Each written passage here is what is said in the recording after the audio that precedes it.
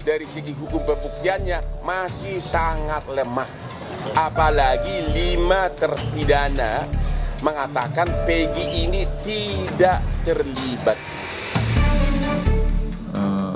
Pelaku lain yang berani menerangkan bahwa PS itu ini orangnya. Padahal mereka tinggal di satu lingkungan, bahkan ada teman sekolah ataupun teman bermain. Berarti Bapak membantah bahwa selama ini Peggy merubah nama jadi Robi ya Pak? Iya. Jadi nggak ganti identitas ya Pak? Enggak. Jadi itu hanya nama samaran saja? Samaran kan Pak bilang. Supaya Bapak untuk membantu Peggy Pak ini dalam proses hukum Pak? Ya supaya dibebaskan aja gitu. Enggak salah.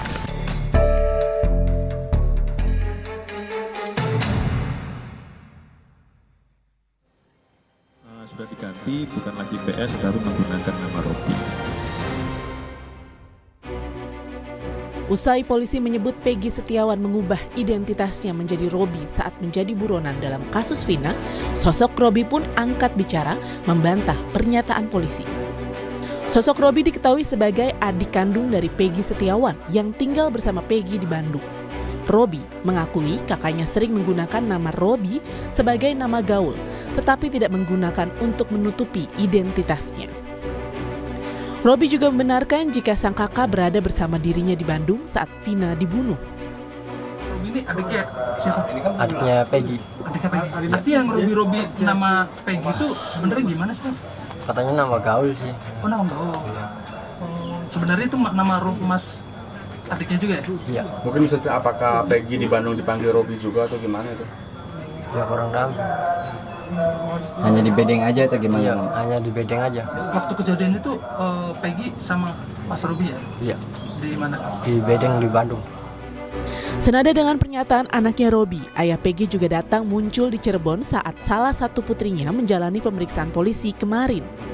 Ini kemunculan ayah Peggy pertama kali usai namanya disebut polisi punya peran untuk membawa Peggy ke Bandung dan mengubah identitasnya. Ayah Peggy membantah dirinya sengaja mengubah identitas Peggy untuk menutupi anaknya yang dicari polisi sebagai buronan kasus Vina. Nah, berarti Bapak membantah bahwa selama ini Peggy merubah nama jadi Robi ya Pak? Iya. Jadi nggak ganti identitas ya Pak? Enggak. Jadi itu hanya nama samaran saja? Samaran kan Pak bilang. Nah, berarti Bapak membantah bahwa selama ini Peggy merubah nama jadi Robi ya Pak? Iya. Jadi nggak ganti identitas ya Pak? Enggak. Jadi itu hanya nama samaran saja? Samaran kan Pak bilang. Kemudian Supaya Bapak untuk membantu Peggy Pak ini dalam proses hukum Pak? Ya supaya dibebaskan aja gitu. Enggak. Sementara salah satu teman Vina yang diduga kerasukan arwah Vina, Linda, juga mengaku tak mengenal Peggy dan 8 narapidana lain yang sudah divonis bersalah dalam kasus Vina. Linda menyebut dirinya tidak berada di lokasi saat kejadian dan sudah 6 bulan tidak berhubungan dengan Vina sebelum ia dibunuh. Kalau dengan Peggy, kenal nggak Mbak Linda? Jawab aja, Lin. Ke Peggy? Enggak kenal sama sekali. Mbak Linda ada di TKP Mbak katanya. Itu kan dari film kalian bisa menggiring opini seperti itu kan, gitu. Jadi dia nggak tahu sama sekali. Tidak tahu sama sekali. Dari 8 terpidana sekaligus Peggy, kenal nggak secara pribadi? Enggak Nggak kenal sama sekali. Saat ini polisi telah menetapkan Peggy sebagai tersangka dalam kasus pembunuhan Vina. Polisi juga menghapus 2 nama DPO lainnya dan menyebut Peggy sebagai salah satu otak pembunuhan Vina. Tim Liputan Kompas TV. Saudara, untuk membahas peluang kesaksian dari rekan kerja dalam status hukum Peggy, sudah bersama kami kuasa hukum dari keluarga almarhum Vina, Mas Saiful Salim, dan juga Eva Ahyani, pakar hukum pidana dari Universitas Indonesia. Dan kami juga masih mencoba untuk bergabung di Kompas Petang, Bapak Rudi Irawan, ayah dari tersangka Peggy. Terima kasih Mas Saiful dan Mbak Eva sudah bergabung bersama kami. Mas Saiful, saat ini setelah melakukan konferensi pers siang tadi, keraguan-keraguan lain apa yang menyebutkan bahwa Peggy bukanlah pelaku dari pembunuhan? Iya, terkait dengan Peggy, sebenarnya kami tidak meragukan secara gamblang ya seperti itu. Jadi kami ini tetap berpacu pada kepolisian. Dalam hal ini adalah Polda Jabar.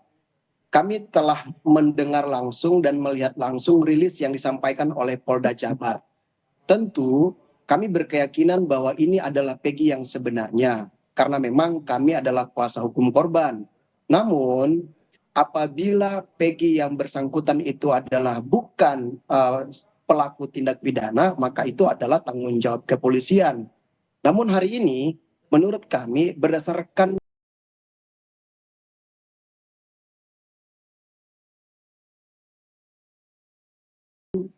BAP di tingkat Polres bahkan sampai tingkat Polda, kami selalu meyakinkan bahwa Peggy yang ditangkap hari ini itu adalah Peggy yang sebenarnya. Kenapa? Karena semua tertuju pada Peggy tersebut gitu. Namun berdasarkan perkembangan hari ini yang kami dengar bahwa yang menjelaskan bahwa Peggy sebenarnya itu hanya 1 orang. Dan yang 5 orang itu tidak mengakui bahwa itu adalah Peggy yang sebenarnya. Nah, namun kalau memang misalnya problemnya di situ, ya kita harus melihat keseriusan daripada kepolisian dong untuk bagaimana memfokuskan bahwa atau memberikan klarifikasi kepada publik bahwa ini Peggy yang sebenarnya ataupun bukan yang sebenarnya. Mungkin seperti itu, Mbak. Lalu akankah melakukan upaya hukum setelah mengetahui ada BAP baru ini? Iya, tentu kami akan mengikuti proses dulu ya, karena kami juga tidak mau terburu-buru. Kenapa? Kami juga tidak mau seperti rekan-rekan polisi ataupun Polda Jabar yang kemudian menetapkan ini adalah Peggy dan kemudian mengatakan bahwa 2 pelaku itu tidak. Kami tidak seperti itu. Kami pasti akan menunggu, menahan diri untuk sampai sebenar-benarnya ini nanti prosesnya seperti apa. Mungkin seperti itu. Oke, sudah bergabung bersama kami Bapak Rudi Irawan, ayah dari Peggy. Pak Rudi, selamat sore. Oh, bersama dengan kuasa hukum dari ayah dari Peggy? Selamat sore. Oke, selamat sore Pak Rudi. Pak Rudi, setelah perkembangan dan juga konstruksi hukum hingga saat hari ini, apa yang akan Anda lakukan? Apakah akan ada upaya hukum?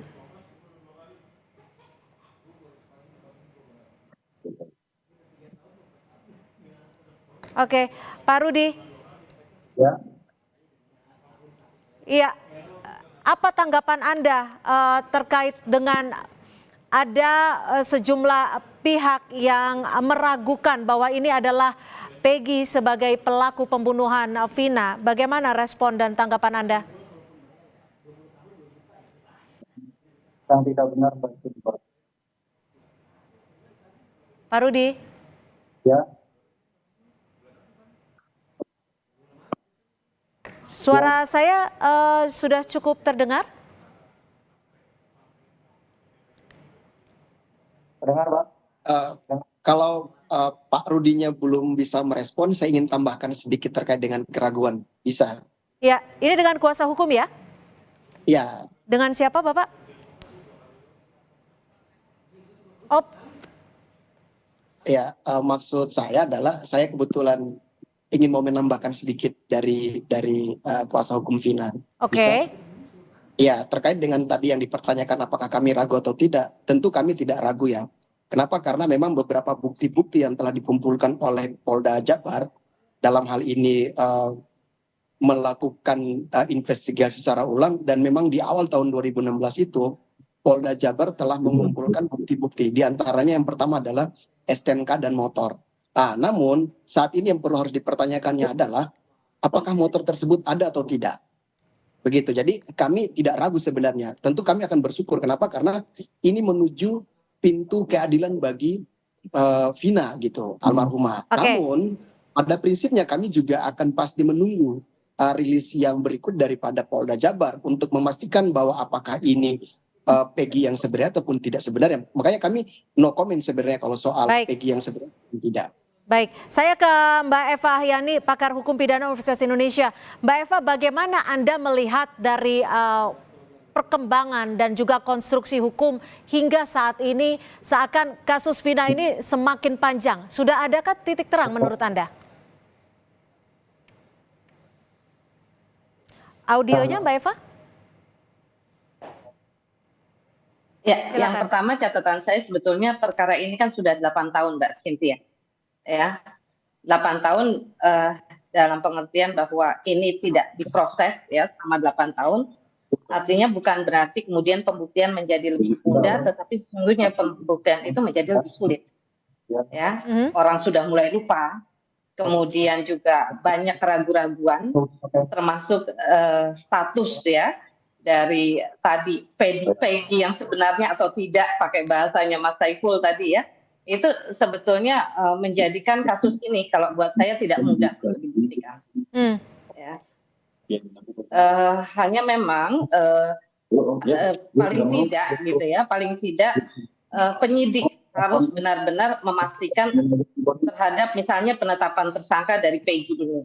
Ya, terhadap konteks adanya alat bukti yang cukup atau tidak gitu. Karena kalau kita lihat tadi misalnya 1:5 gitu ya, Mas Saiful sempat mengatakan 1 yang mengatakan dia yang sebenarnya, 5 yang bukan.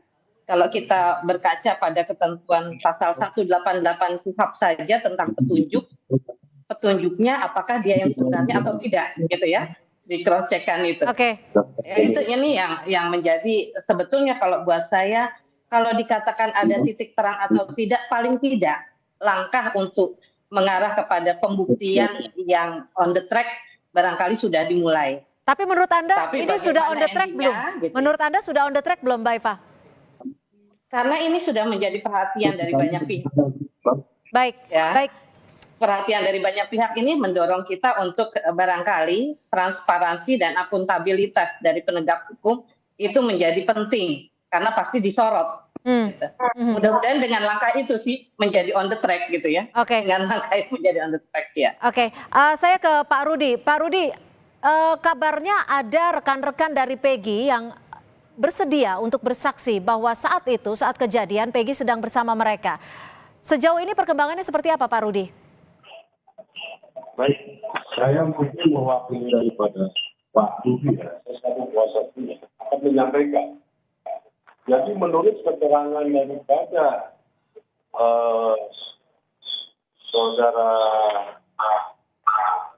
Rudi,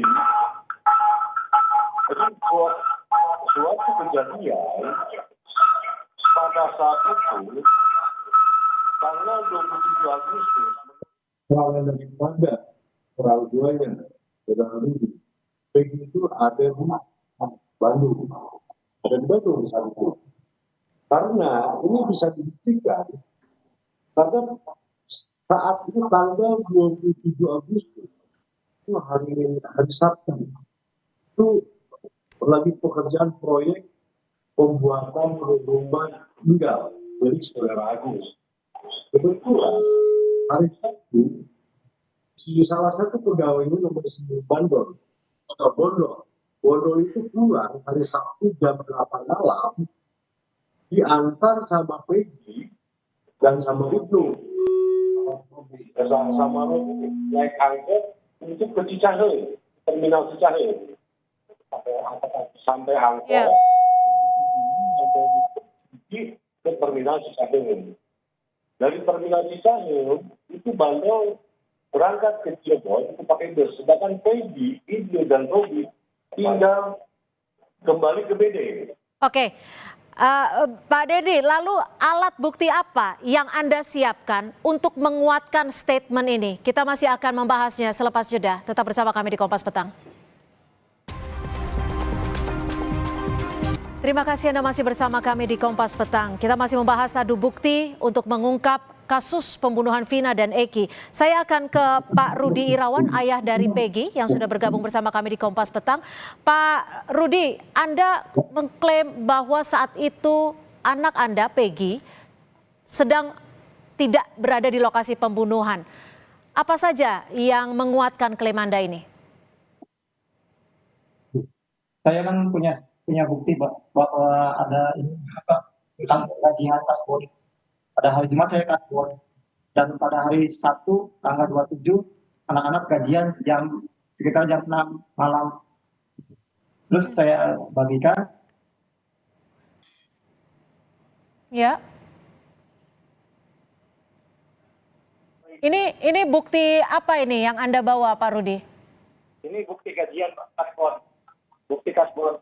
Bukti kasbon gajian, termasuk nama Peggy di situ. Iya, nama Peggy. Saat Anda membagikan gaji kepada rekan-rekan saat pembangunan rumah itu, adakah orang lain yang menyaksikan Peggy ada di situ selain Anda? Ada Pak, ada. Ada berapa orang, Pak Rudi? Di situ ada Arman, Robi, Bondol, Bondol juga. Itu jam berapa, Pak Rudi, pembagian gaji itu? Jam 6. Oke. Jam 6 tanggal 27 Agustus artinya ya.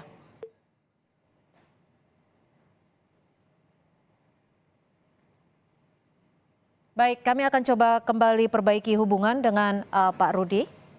Saya ke Mbak Eva. Mbak Eva, jika Pak Rudi memiliki alat bukti berupa kasbon untuk gajian, itu cukup kuatkah untuk membuktikan? Baik, paling tidak Mbak, kalau dia tidak bisa dikualifikasikan sebagai bukti surat, barangkali ya, kita akan mengatakan bahwa ada satu barang bukti, ya.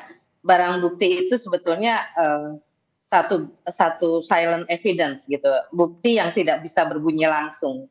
Tapi barangkali dengan saksi-saksi yang ada, tadi Pak Rudi mengatakan di tempat kerjanya gitu ya, bahwa memang yang bersangkutan ada di sana gitu ya, dan memang keberadaannya di sana, itu bisa menjadi satu bukti keterangan saksi.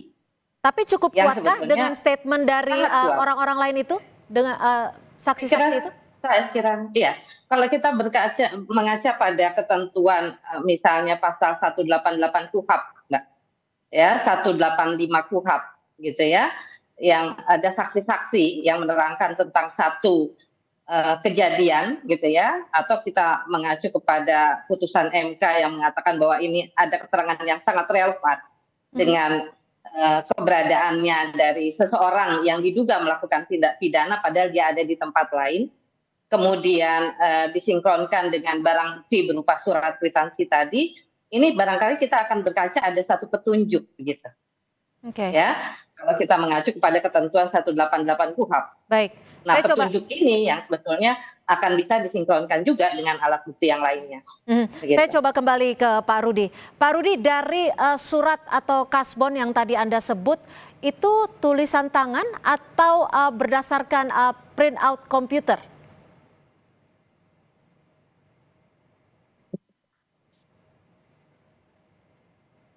Tulisan tangan ya?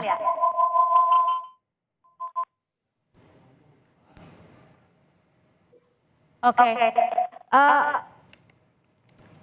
Pak Rudi, saat pembagian itu ada CCTV tidak yang bisa membuktikan atau mungkin foto untuk memastikan bahwa di situ memang ada pembagian kasbon?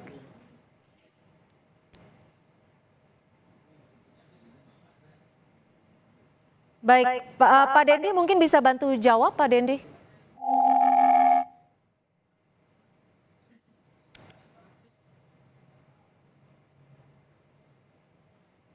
Baik, saya coba kembali ke Pak Dendi, audionya tertutup Pak Dendi.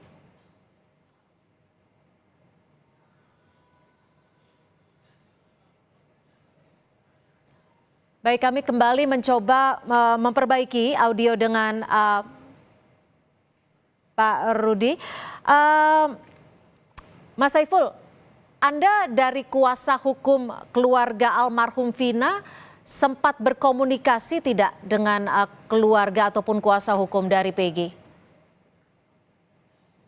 Iya, sejauh ini belum ya Mbak. Sejauh ini belum.